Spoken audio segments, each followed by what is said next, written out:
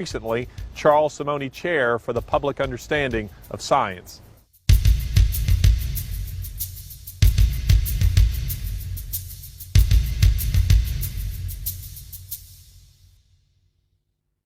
Good evening. Welcome to Oxford University's Museum of Natural History.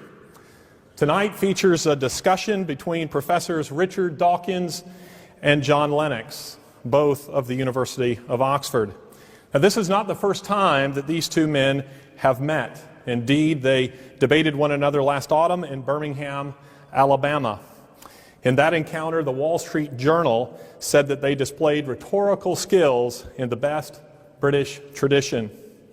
The theme this evening is Has Science Buried God? Now, there are three topics of conversation. First is the issue of science itself, gaps in faith and evidence and so forth. And then finally, they will move into the topic of morality and purpose. If there is no God, where does that leave us? Now, we'll give this discussion roughly 50 minutes, and then there will be a Q&A. We will be collecting questions from the seated area right here, and then submitting them to the two men on stage. This will take about 20 minutes or so. And then we invite the media to withdraw to the lecture room upstairs, where these two gentlemen will meet with you briefly before coming down for a book signing. So this will give those of you here in the audience an opportunity to purchase a book, to queue up, and to meet these men who are on the stage. Now, we do apologize for a lack of seating. You will agree with me, however, that this is a wonderful venue in terms of its beauty and its history. I should also note that there is no unauthorized photography or filming of any kind. And indeed, tonight's event is being filmed, so your presence is an acknowledgement that you understand that and that you are okay with that. We do encourage you to move around the gallery. There are still some places behind us here that you can see, and perhaps here also in the gallery. So do not crowd in these spaces here. We thank the museum. We thank Richard Dawkins and John Lennox for their willingness to participate. They're both very busy men. Richard has this week his Simonyi valedictory lecture, which is a very important lecture for him. This takes place on Thursday night at the Oxford Playhouse. Would you like to say a word or two about that? I've been in the Simonyi professorship for about 12 years. For the last 10 years, I've had an annual lecture by a distinguished scientist, which I have organized, and that is coming to an end this year because I'm giving it myself, no longer distinguished, and that's this Thursday. It'll be my farewell. It will be the 10th of the Simonyi lectures, and I hope it'll be a grand gala occasion. Unfortunately, it was sold out about 2 months ago, so I don't know why I'm plugging it really, but... Well, that sounds very exciting, and John Lennox, you have been busy preparing a new edition of your book. That's right. The book's called God's Undertaker, Has Science Buried God?, which is in fact the title of our discussion this evening, and I'm trying to respond to comments people have made and to extend it a little bit. It'll come out with Lion Hudson, I hope, in the new year. Well, very good. Well, gentlemen, we will begin here, but first I want to remind you that we have to stay on schedule, and the T-Rex is actually mechanized. So if you get out of bounds, we do have men who will operate that. So we'll begin with Richard. Richard, the question as we begin is, has science buried God? Well, which God? I mean, we could take Einstein's God, which is not really a personal God at all, but which is a sort of poetic metaphor for the mystery, that which we don't understand about the universe. We could take a deist God, a sort of God of the physicists, a God of somebody like Paul Davies, who devised the laws of physics, God the mathematician, God who put together the cosmos in the first place and then sat back and watched everything happen. And that would be, the deist God would be one that I think it would be, one could make a reasonably respectable case for that, not a case that I would accept, but I think it is a serious discussion that we could have. The third kind of God is one of which there are thousands and thousands of varieties, Zeus and Thor and Apollo and Amun-Ra and Yahweh. And we don't actually need to go through all those because as Larry has said, I've encountered John Lennox before, and I know what the God he believes in, which is the Christian God. So we only have to talk about the Christian God. John Lennox is a scientist who believes that Jesus turned water into wine. A scientist who believes that Jesus somehow influenced all those molecules of H2O and introduced proteins and carbohydrates and tannins and alcohol and turned it into wine. He believes that Jesus walked on water.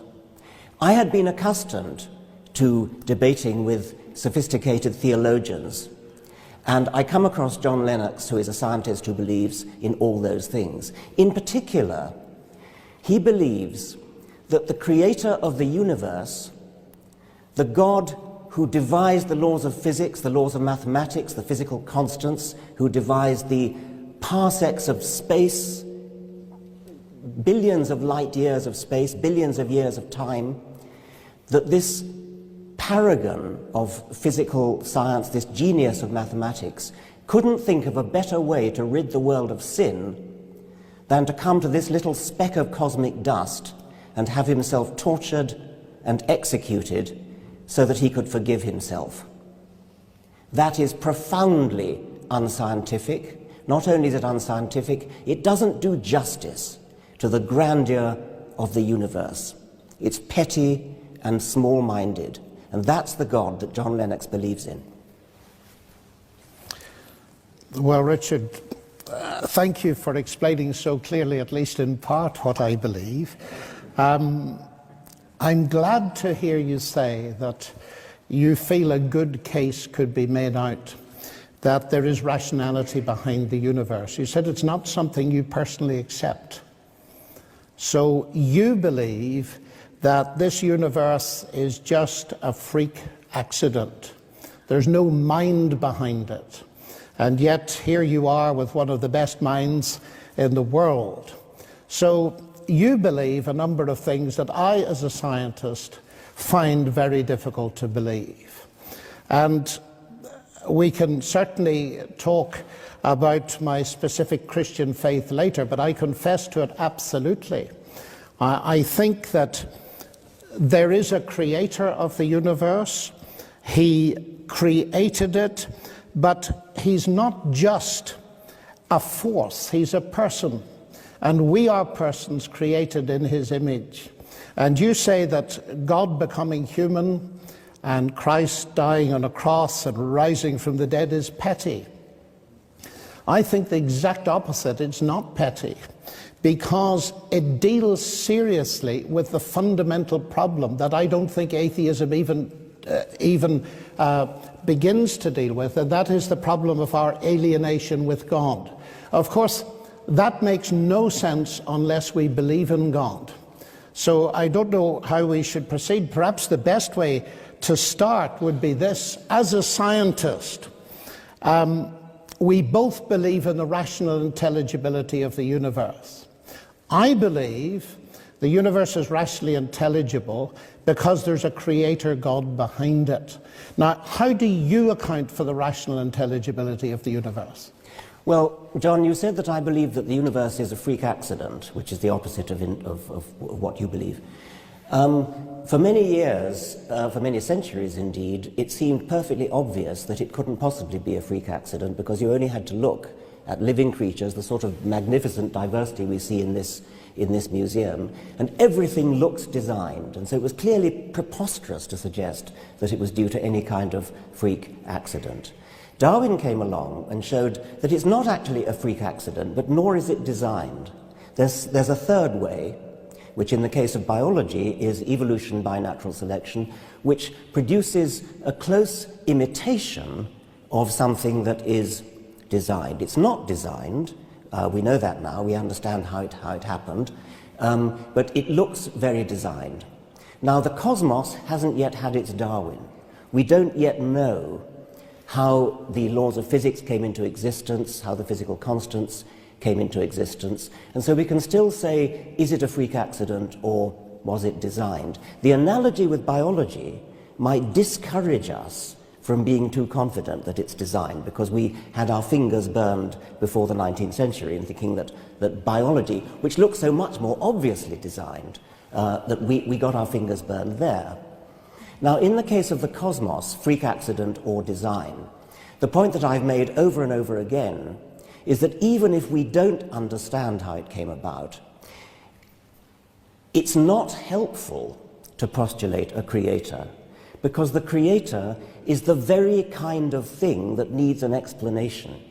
And although it's difficult enough to explain how a very simple origin of the universe came into being, how matter and energy, how one or two physical constants came into existence, although it's difficult enough to think how simplicity came into existence, it's a hell of a lot harder to think how something as complicated as a god comes into existence, difficult enough to think of how a deist God comes into existence, and even more difficult to think of how a Christian God who actually cares about things like sin and gets himself born of a virgin.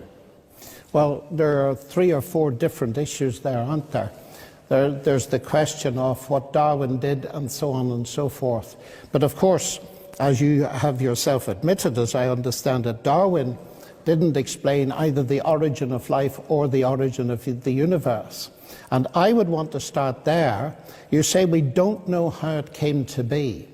But as scientists and cosmologists, physicists, we're studying it, and that very study and your own science assumes that the universe is rationally intelligible.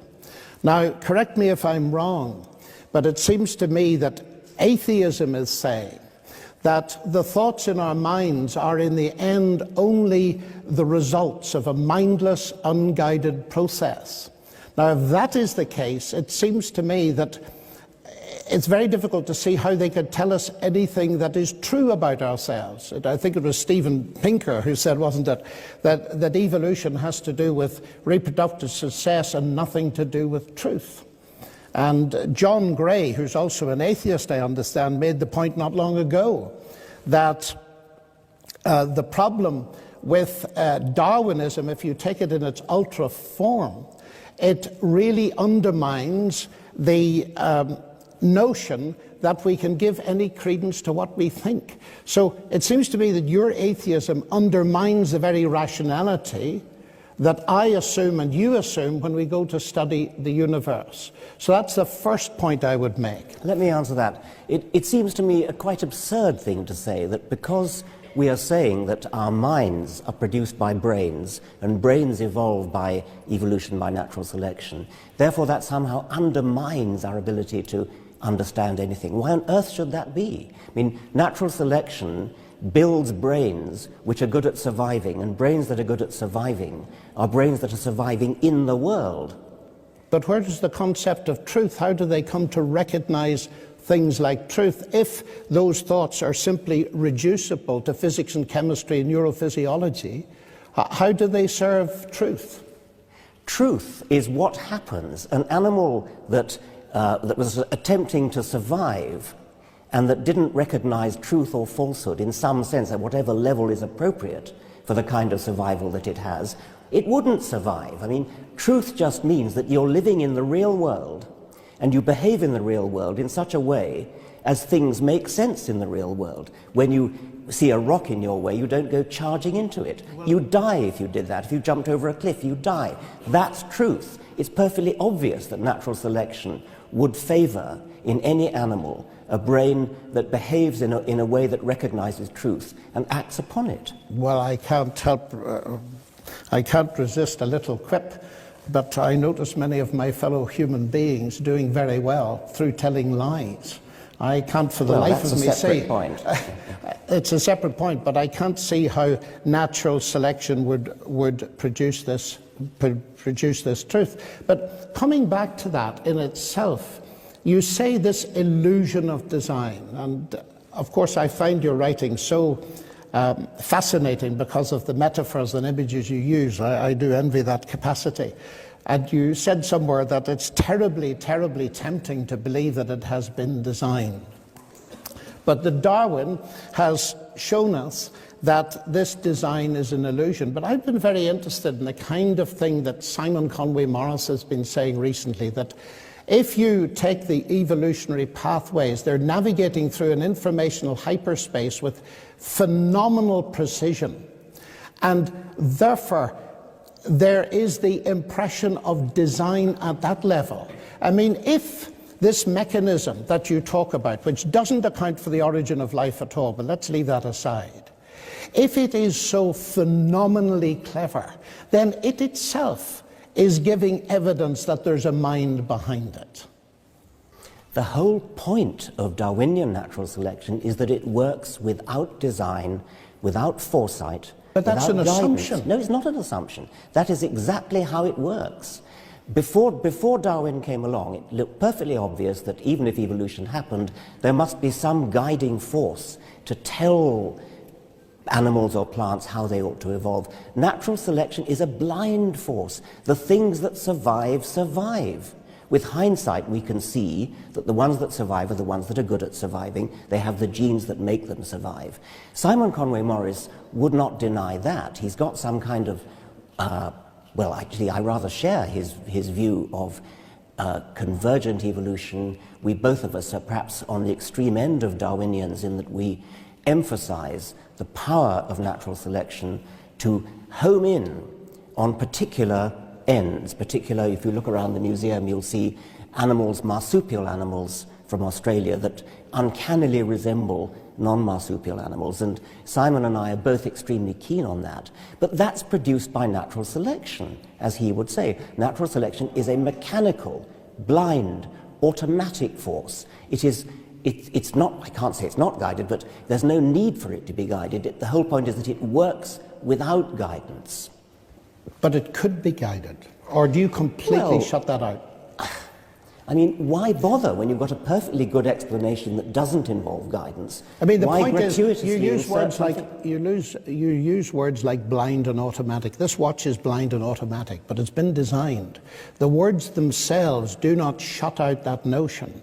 And it seems to me that the impression I'm getting is that what's coming through is that the whole process is so sophisticated, it itself is giving evidence of a rational mind behind it. But am I understanding you right, that you say you deny that because you've an in-principle reason for denying it? That is, everything must, as far as you're concerned, go from the simple to the complex. And therefore, your major argument in the God delusion, if I understand it right, is that God is, by definition, more complex than the thing you're explaining, so he's got to be explained. Is that right? That is a major point that I want to make. But let me go back to what you were saying before about guidance. When you drop a stone, it falls to the ground, and you as a scientist will explain that by gravity. You wouldn't dream of saying, oh, there must be a God pushing it down. That's exactly what you're in effect saying with respect to evolution. Because we understand evolution in just the same kind of level as actually rather better level than we understand gravity. No, and this is a very important point, because I detected in many of your writings that you oppose God and science as explanations. When Newton discovered the law of gravity, he didn't say, marvelous, now I can know how it works, I don't need God. God is an explicator at the level of an agent, not a mechanism. So that we can study mechanisms in biology, the more sophisticated they are, the more that might well point towards an agent. You don't argue away the existence of an agent by showing that there is a mechanism. And I don't quite understand how you manage to get, if I understand you right, God and science as alternative explanations. Well, I think you do get rid of an agent if the agent is superfluous to the explanation. That when you're studying something that's happening, there may well be an agent, and it may, if you're watching a car driving along and avoiding obstacles and turning left and turning right, you say there is an agent controlling that car, and certainly there is, there's a driver. But if if you don't need an agent to explain what's going on, and we don't in the case of biology, and we don't in the case of gravity. Of course, I accept that Newton was a theist. He lived in the 17th century and everybody was. But you don't need an agent. An agent is a superfluous explanation. It's a gratuitous grafting on of something that you don't need. Well, I find that unconvincing, because even if you accept the whole evolutionary paradigm, it depends on there being a fine-tuned universe. And that fine-tuned universe raises in itself very big questions as to the origin of the universe. Evolution doesn't deal with that. No, it doesn't. Nor does it deal with the origin of life. No, those are separate points. Those are separate points, but they're vastly major points. They are, yes. As long as we were dealing with evolution, I was talking about evolution. If you want to move on to talk about these other things, I'd be very happy to move on. But the notion of things in principle going from simple to complex, and they must go that way, that seems to me to be your belief, your faith. Well, things must go from simple to complex? Yes. No. I mean, if things go from simple to complex, we need an explanation. Yeah, we do indeed. Natural selection is an explanation for that. It's the explanation in the case of biology. Well, let's go back to the level of the origins of the universe and the origin of life. Now, life, as we both know, has got this digital database. It's got a language all of its own. Now, the only thing we know of capable of producing language is mind. And yet you reject that. By definition, as an atheist, you must reject that. There's no mind behind this language. I do reject it. When you say the only thing we know that can produce language is mind, I mean, we know that what produces human language is mind. Of course we do, because that's human language. But DNA is not human language. Yeah, but it's very sophisticated. It's very sophisticated, but it doesn't follow that it has to be generated by mind. But we know of no other conceivable way of it being generated. You see, because it seems to me from the mathematical point of view, I think you said this somewhere in a different context, junk in, junk out. Here we have this phenomenally sophisticated information processor, which is the cell. Am I really to believe that that information processing capacity simply came about by the laws of nature and random processes without a mind? Yes. Well, absolutely. I find that impossible to believe as a mathematician. I know you do. This is called the argument from personal incredulity. But I could just reverse that and say your position is the argument from personal credulity. No, that rationality comes from irrationality, that mind comes from matter. To me, the biblical explanation in the beginning was the word, the logos. That makes perfect sense. And it makes sense of the fact that we can do science itself. But you haven't explained where the logos came from in the first place. Well, of course not, because the logos didn't come from anywhere. Well then, in what sense is it an explanation? Because the notion that you say you have to ask who created the logos, that says that you're thinking of a created God. The whole point about the God revealed in the Bible is that he was not created. He is eternal. He is the eternal logos. And I ask myself, as an inference to the best explanation, which makes more sense? That there's an eternal logos and that the universe, its laws, the capacity for mathematical description and so on, that these things are derivative, including the human mind, from the logos. That makes very much more sense to me as a scientist that it's the other way round, when there is no explanation for the existence of the universe. Do you just believe the universe is a brute fact? The universe is an easier brute fact to accept than a conscious creator. Well, who made it? It's you who insists on asking that question. No, you asked me who made the creator. The universe created you, Richard. Who made it then? A God is a complicated entity which requires a much more sophisticated and difficult explanation than a universe, which is, according to modern physics, a very simple entity. It's a very simple beginning. It's not a negligible beginning, but it's a very simple beginning. That has got to be easier to explain than something as complicated as a God. Yeah, you can't explain the existence of God, but I think you may have missed my question. I'm drawing a parallel.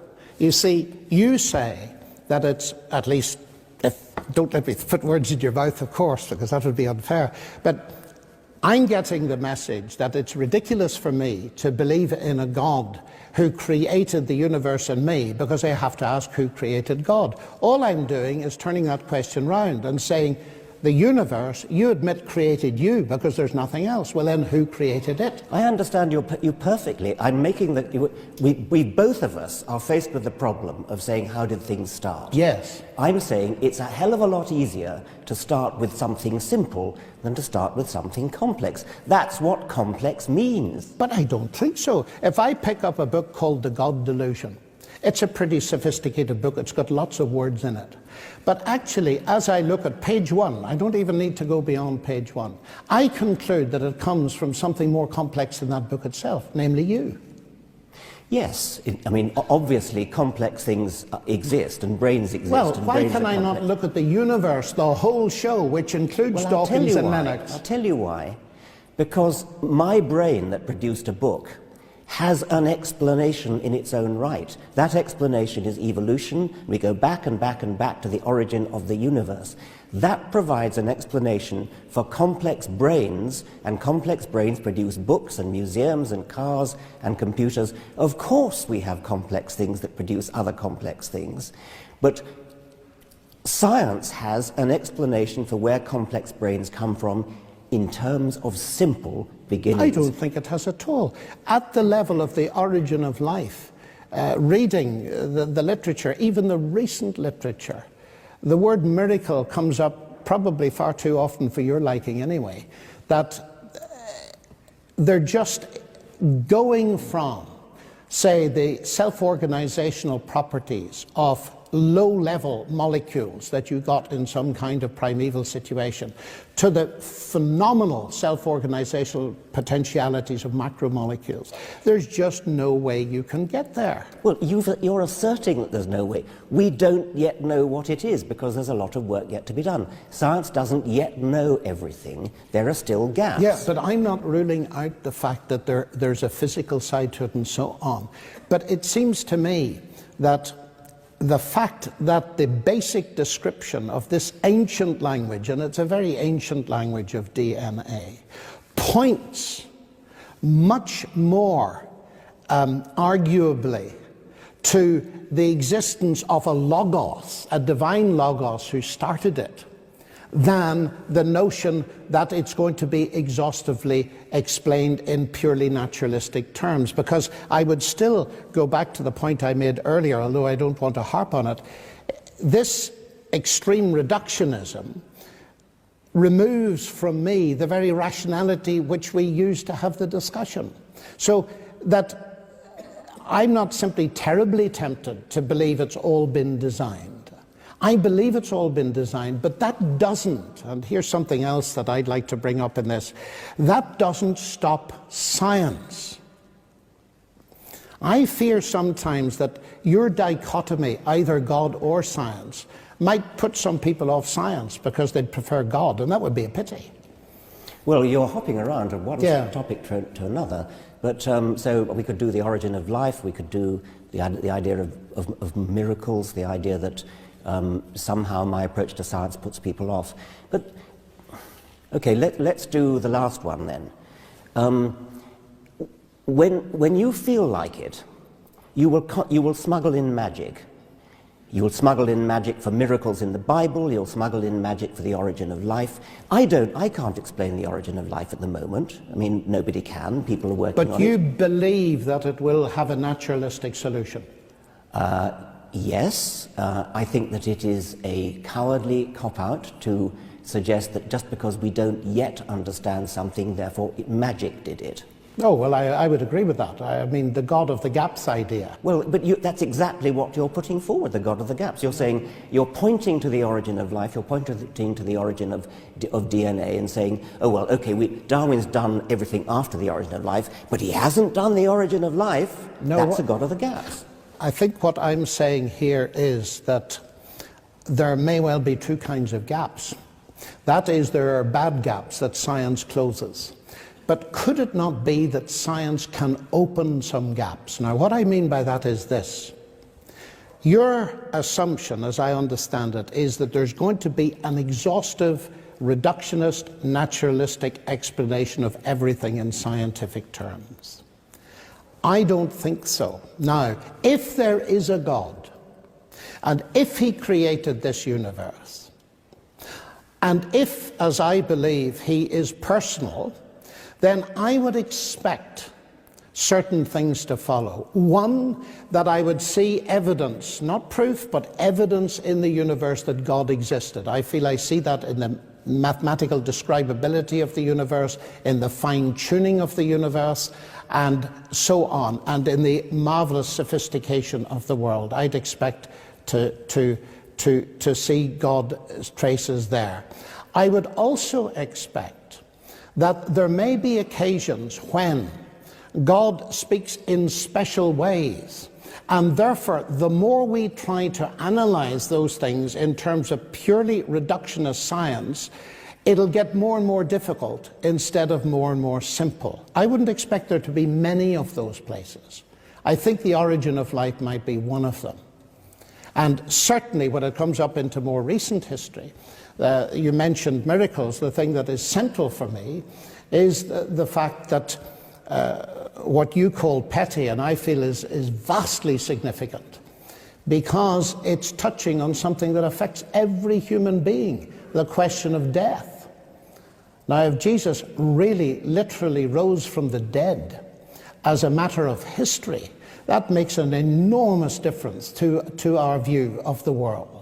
And so far from being petty, if this is God speaking to us, then I want to take it extremely seriously. Why do you think it's so petty? Well, of course it makes a huge difference if it's true. Yes, exactly. But you've suddenly leapt from sophisticated discussions of the origin of the universe, where one can have a proper discussion about whether some sort of cosmic intelligence could have set forth the laws of physics, and you suddenly jump to a man who lived 2,000 years ago, was born of a virgin, rose again from the dead. Well, I only did that because you mentioned it first at the beginning. I think that's petty. By comparison with the grandeur of the universe. I mean, to put my point again, do you really think that the creator of this magnificent edifice of the universe, the expanding universe, the galaxies, he really couldn't think of a better way to get rid of the sins on this one little speck of dust than to have himself tortured? He's the one who's doing the forgiving after all. Couldn't he just have forgiven?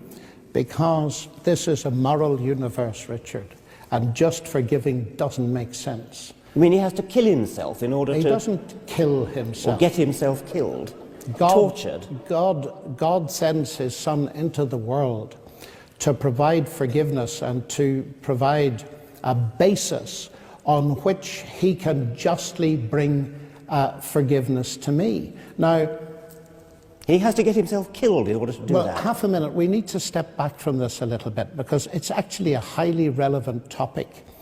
In your world, where is justice to be found? Well, justice is a human construct of great importance in human affairs, and it's something that most of us have a sense of, which I think probably can be given some sort of Darwinian explanation, but I don't see where you're taking this. Well, my question is there any ultimate justice? You see, you say this is petty. I'm saying I find myself in a world which is a broken world. I find myself in a world where there's massive injustice, where many people won't get it. We're so privileged. We live in Oxford and so on. We've got enough money to live on, etc., etc. But if there is no God, then there's no ultimate justice.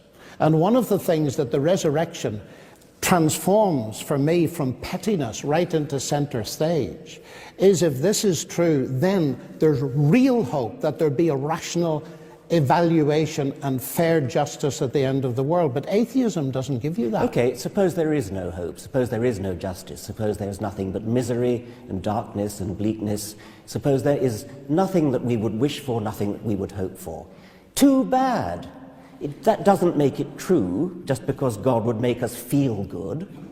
Well, of course it doesn't. Well, then why do you bring that argument up? Because I believe that there is evidence that it is true. I don't believe in the resurrection just like that, because faith is based on evidence. I've changed your ground again. What you said before was that there is no hope without God, and it sounded well, that's true. That's absolutely true. Okay. And you just admitted it. I haven't admitted it. I said if that's true, yes. So what? I didn't say it was true. But anyway, but therefore the question to be decided then is there a God, and has he revealed himself? And that's where again I think this pettiness needs to be pushed aside, because I can't get to know you as a person. You're not just a scientific object. I could look at you through a telescope or a magnifying glass. I could even dissect you and so on and so forth. But because you are a person, I cannot get to know you unless you're prepared to reveal yourself to me. So the fact that the claim of Christ to be the truth, to be God incarnate, that makes perfect sense to me, because if there is a God who invented this wonderful, marvelous universe with all its science and all the rest, then he has taken the initiative in getting to know us and revealing himself to us. And he's revealed himself to us at the level we can understand. We're persons, he's a person. That at least makes sense. So one of the very important questions to ask is that really true? Or is this simply myth and fantasy? Well, myth and fantasy for me. Yeah, well, do you know, that disturbs me for the following reason. Reading your book, The God Delusion, you say that it's under scholarly dispute among historians that Jesus actually existed. Now, I checked with the ancient historians. That is not so. And it disturbed me. History is not natural science. But what I don't understand is this, why you would write something like that. I don't think it's a very important question whether Jesus existed. There are some historians, most historians think he did, some They historians certainly don't. do. I couldn't find an ancient historian that didn't. Well, there are one or two, but I don't really care, actually, because precisely because it's petty. I mean, if you could possibly persuade me that there was some kind of creative force in the universe, there was some kind of physical, mathematical genius who created everything, the expanding universe, devised quantum theory, relativity, and all that. You could possibly persuade me of that. But that is radically and fundamentally incompatible with the sort of God who cares about sin, the sort of God who cares about what you do with your genitals, the sort of God who is interested, who has the slightest interest in your private thoughts and wickednesses and things like that. Surely you can see that a God who's grand enough to make the universe is not going to give a tuppenny cuss about what you're thinking about and your sins and things like that. So you think that morality is not important? Of course I don't think morality is not important. I'm a human being. Sounds like you're saying it isn't important. I'm a human being, and I live in a society of human beings, and within a society of human beings, morality is of course important. But we are one of billions of planets on a huge scale. And a cosmic God who bothers about this kind of human scale is not the kind of God that is compatible with a scientific view of the universe. It's a medieval view. But do you think that size is the measure of importance? Incidentally, on a logarithmic scale, you're about halfway between the atom and the universe. So if God thinks in terms of logarithms, your point falls, I think. I mean, this is in a sense an emotional argument we've come into now. And I don't think so at all. If I were going to respect a God, it would be the kind of God the sort of God that Carl Sagan might have worshipped, not the sort of medieval God who fusses about sin, the obsession with sin and righteousness and sort of, I keep coming back to this word petty, and I stand by it. Well, it's an image of God that I find strange in a way. I gather from the BBC today that you're promoting some advert on London buses, which is going to say something like, there probably is no God, so don't worry and enjoy your life. Now, I was very interested in that. Why don't worry? Do you associate the idea of God with worrying? I fought for a better slogan than that. This was something that was devised by a woman on the Guardian, and she wanted to raise money from £5 here, £5 there to put this advertisement on the London buses. I offered to match donations, and I said I'd rather change the slogan not from there probably is no God to there almost certainly is no God. And I didn't want to say don't worry and enjoy your life. I wanted to say something like live your life to the full. But it was too late to change it, and I'm since the money has been raised in the first day, something like £23,000 already been raised, and she was only hoping for 5,500. I'm going to get some say in what the next slogan is, and it's not going to say what the present one does. But from where I sit, you see, the thing that my relationship with God is the very thing that stops the worry and gives me the fullness of life. And we're back to the pettiness, because if God is real and has revealed himself, then it's through a relationship with him that we really can enjoy a full life, science included. I find that so unconvincing. Yeah.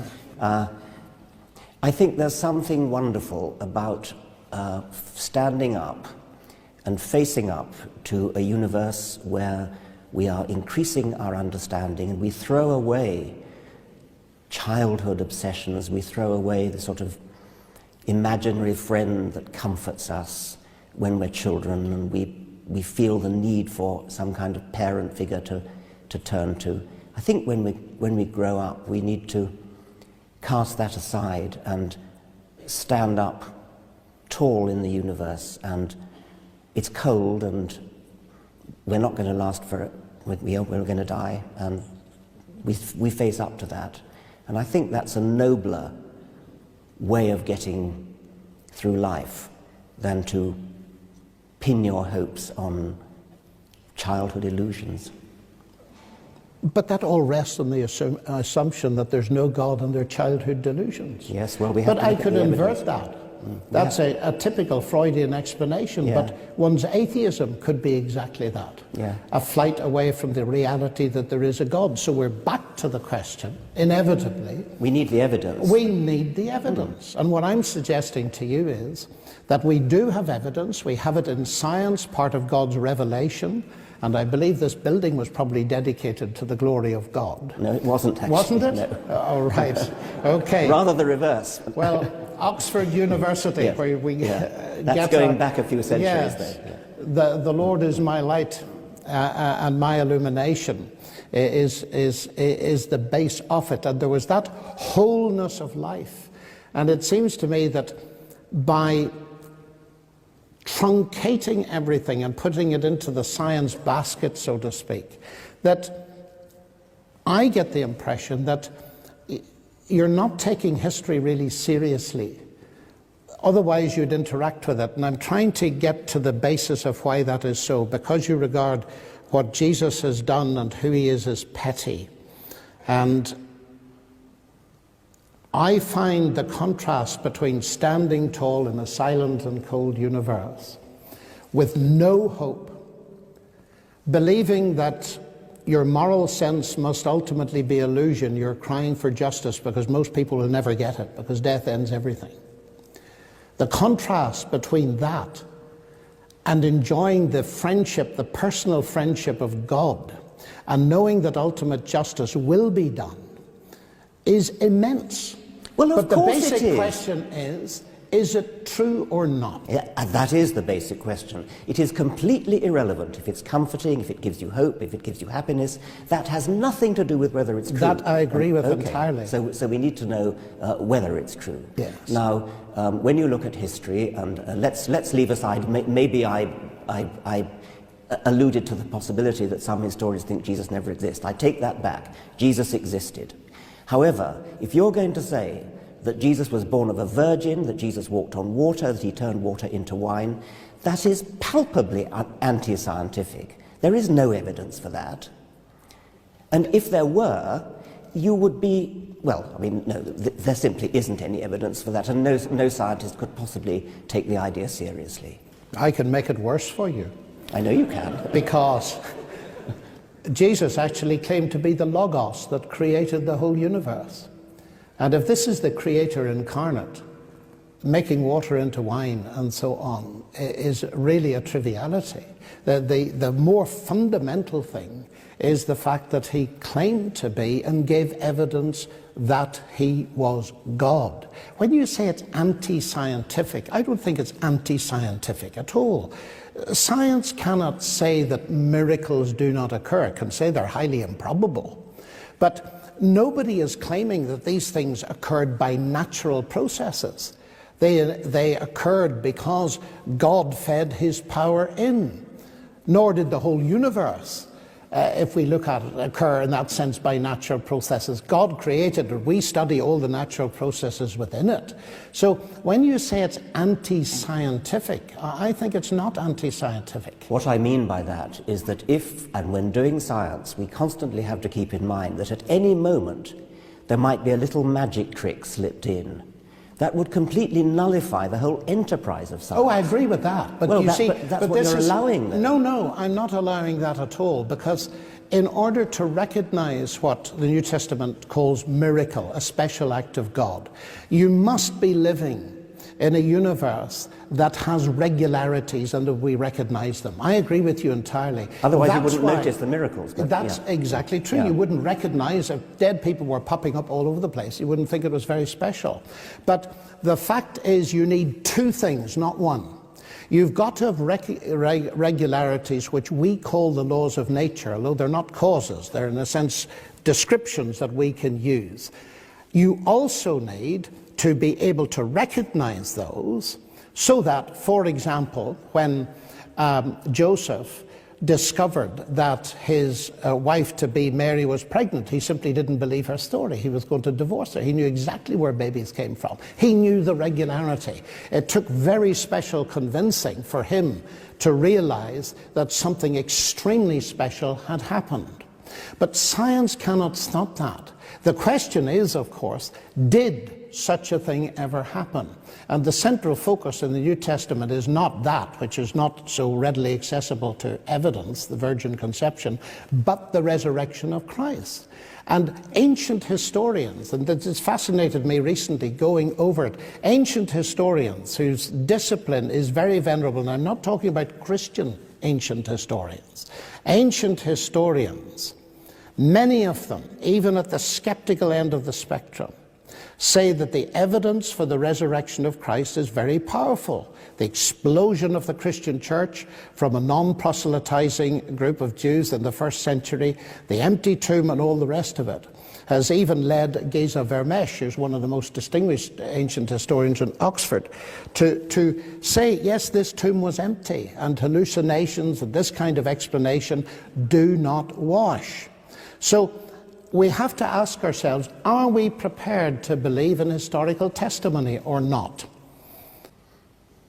Well, you must talk to different historians than the one I talk to, than the ones I talk to. But in any case, I still come back to the point that you cannot do science if at any time you remember that famous cartoon of the. Oh, I do. And therefore a miracle happens in the middle of the equation. Yes. I mean, that is deeply against the spirit of science, and I don't think I could do science if I thought that at any time something like the resurrection, something like the virgin birth was going to be smuggled in by a godly caprice. Let me stop you right there, gentlemen. We need now to move on to the last topic, and we haven't left ourselves a great deal of time here, and that's the issue of meaning, human life, and meaning and purpose and morality. You've kind of touched on morality just a bit, but it was only briefly, so let's move the conversation there, and then we'll have our Q&A.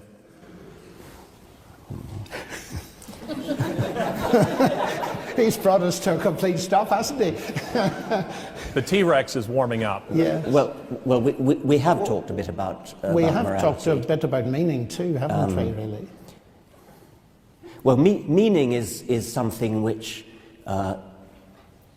obviously scientists like to find, and we like to find meaning in things. We like to understand things. And as I said before, brains are selected to be functional, to work well in the real world.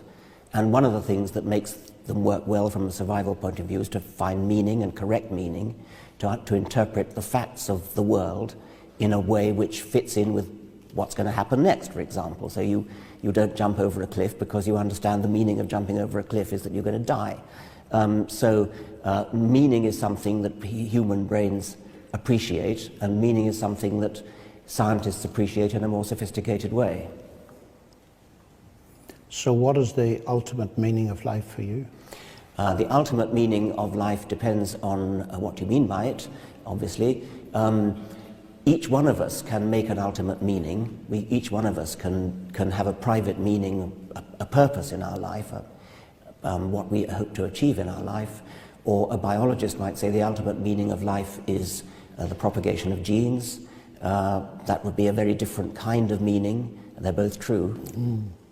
I suppose the basic question for me here is, what is the nature of ultimate reality? If ultimate reality is simply the universe, in some sense, or multiverse, that's one thing. And I am at a loss to understand how you get from simple atoms, elementary particles, and so on, to a brain, let alone a mind, the I, the person. And we don't understand what consciousness is, and so on.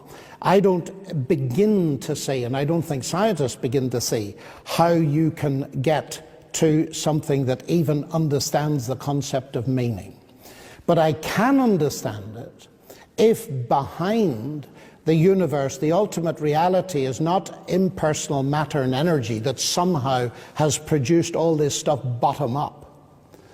I can understand it if it's top down, as well as partly bottom up, and that is that there is a God who is personal, who is good, who is the source of life and meaning, and who reaches out to me as a person, and who, in fact, far from stopping me doing science, encourages the development of the mind that he has given me. And so meaning to me has all kinds of dimensions, as you would agree with, in my family, with my wife and my children and my work and so on. But it's not bounded by the 70 years and 10. It's not bounded by the death of the universe either. It's got an expanding horizon of hope. And that, to me, is the only thing that is worthy of the God that created this vast cosmos. That our lives are not going to be extinguished just like that. There is a beyond, and I can walk with confidence into that beyond because I have a real relationship that's got a firm basis with the God who invented it all. And therefore it seems to me that the meaning given by atheism and reductionism is very, very tiny. Now, of course, you'll come back immediately and say it's a question of truth. Of course it's a question of truth. But at least we can have a look at the different kinds of worlds that we represent. Because that business of it's tempting, it is terribly tempting. Do you ever get terribly tempted to believe that there is a God and that the kind of thing I'm saying is true? I've said to you already that there are many things that would be very nice about it, but as you've just repeated, it doesn't make it true. No, it doesn't. I mean, you think you're going to survive your own death, I gather. Yes, I do. Yeah. I mean, but so you think that even though your brain dies, something else... I mean, at what point in evolution did that remarkable faculty emerge? I haven't a notion. It's part of God has created human beings in his image. What on earth does that mean? In his image? Do you think he looks like us? No. Well, that we have personality, that it's an anthropomorphism. But we are persons. God is a person, and therefore we can relate to him. That's what the whole business is about. Person? Was Homo erectus a person? Well, I can't decide by looking at fossils whether it was a person or not. But do you think it happened gradually? Person. Do you think it happened gradually? I mean, or was there a moment when a child was born that was a person and its parents weren't? My own feeling is that there was a point when God did something special, but it would be very hard to detect that from any scientific investigation. So God suddenly kind of dived into the evolutionary process and said, right, from now on they're going to be persons. Well, whether he dived into an evolutionary process or did it specially is an open question. I do believe in evolution as far as Darwin saw it, the variation and modification that we've been talking about. I'm not actually sure, but this is a vast topic now to begin. Gentlemen, I think we digress. Yeah. Okay. The issue again is purpose. I want to hear that ending. I want to hear whether he believes in evolution. Well, I've said that I believe in what Darwin observed, but I'm not sure that the mechanism of mutation and natural selection can bear all the weight that's put on it. For example, producing consciousness and so on. I think there may be several points in the history of the universe where God did something special. But I'm not going to be over dogmatic on that tonight, because those aren't the places where I rest my faith in God. Sorry, Mr. Chairman. No, again, we still have a few minutes, but we're discussing this issue. Do you feel that you've discussed sufficiently the issues of purpose, human purpose? You're actually giving a lecture on that in 2 days. And also the issue of morality. Are you comfortable that you've discussed that? Yeah, I think we should go to questions. Okay. Well, very good. Yes? Yeah, that's fine. Yeah. Okay, the first question is for Dr. Lennox, and it is, Professor Lennox. How do you explain the similarities between organized religions, and why do you feel that the Christian faith is in some way more viable than the others?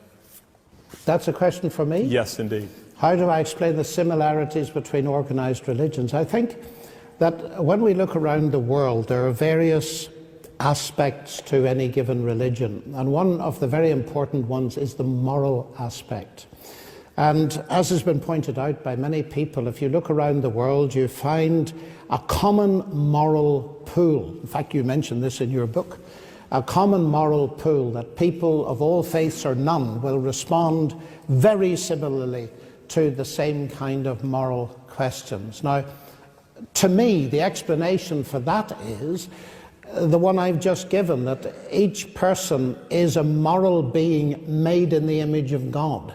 And therefore, as I look around the world, I would expect, whether people believe in God or not, that they've a roughly similar morality. So there are similarities at that level. But then you will get very big differences when it comes particularly to the question of the basis for a relationship with God. And that tends to diverge. There are some religions that say that a relationship with God must be based on human merit. And as many probably know, Christianity says the exact opposite, that the relationship with God comes through trusting Christ because of what he did through his cross and resurrection, and is not merit but is a gift. I don't know whether you want me to expand further on that, but that's basically you've got a bit of time. Both of you do. If you what can was the take second part of the question again? What's so special about Christianity? Yes. What distinguishes Christianity? Why do you feel that the Christian faith is in some way more viable than the other religions? I see. Well, I think for me the question is, very aware of Richard sitting here to my right, is whether it's true or not. And Christ claimed to be the way, the truth, and the life, and either that's absurd nonsense or else it's true. Now, I'm convinced it is true. Why is it true? Well, if we take the three great monotheistic religions and their attitude to Christ, we'll find that one of them believes that he died and didn't rise, The other believes that he didn't die, and Christianity believes that he both died and rose again. Now that's something that I feel that we can access by history. The second point is this, and it's probably the most important point. It's that it seems to me in a way that Christianity is not competing with other religions. Let me try and explain that. Because as I understand the New Testament, what Christ offers me is something that no other religion offers me. Many religions offer me a path, a moral path to follow, which may be excellent. But what Christianity offers me is a radical diagnosis, which some people react against. The fact that I find myself disjointed, I find myself, I don't even keep my own standards and so on. And I find also that the relationship with God has been broken, and there is need for repair, there's need for forgiveness.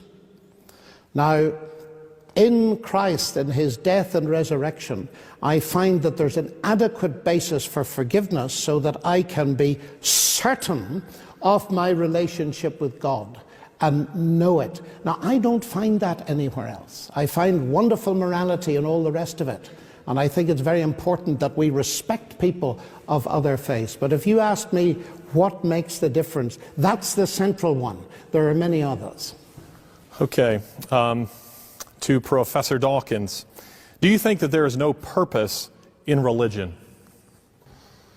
No purpose in religion? Well, as I said before, individuals have purposes, and many individuals have purposes that are deeply shot through, sometimes literally, with religion.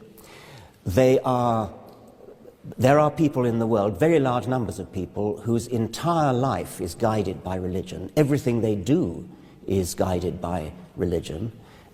So the answer, of course, is yes, there are purposes in religion. I think that it is a tragedy that people waste their lives devoting it to such fanciful, imaginary purposes, but I can't deny that they do. Over to Professor Lennox. If we accept that an omnipotent designer is responsible for our existence, then how do you explain the deficiencies in our design?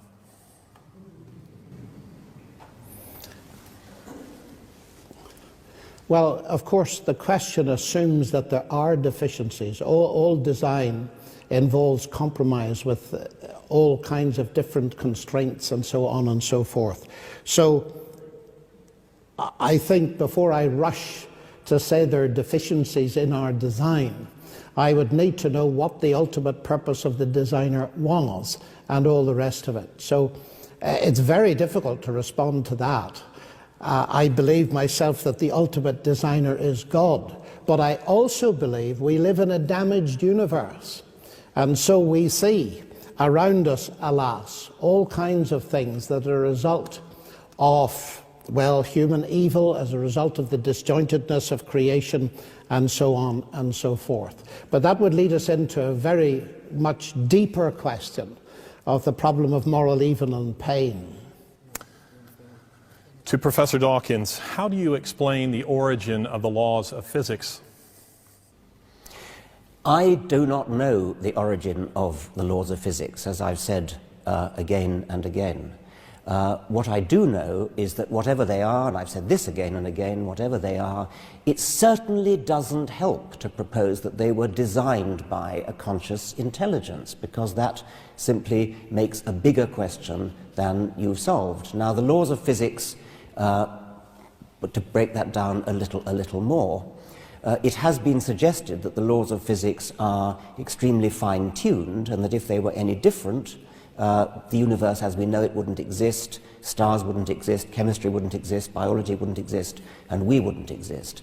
And theists are tempted to say, therefore, the laws of physics must have been designed in such a way that they are exactly fine-tuned to bring us into existence. Once again, that is a non-explanation, because it leaves open the explanation for the designer. There are many physicists who explain that by saying, well, with the so-called anthropic principle, saying that we could only exist in a universe which has the the right laws and the right constants to bring us into existence, and therefore the fact that we're talking about it determines that we must be in such a universe. That's the anthropic principle. There are versions of it which make it a bit more plausible. For example, the multiverse theory, that there are lots of different universes, that we live in a kind of bubbling foam of universes, and each bubble in the foam has a different set of laws of physics. The vast majority of those laws of physics are not conducive to giving rise to us. A tiny minority are conducive to giving rise to advanced life forms. And once again, the anthropic principle comes in. We could only exist, we could only be in one of those bubbles that has the necessary laws of physics to bring us into existence. And therefore, obviously, since we do exist, since we're talking about it, we must be in such a universe. I haven't answered the question, but what I hope I have done is to show that whatever else the answer is, it cannot be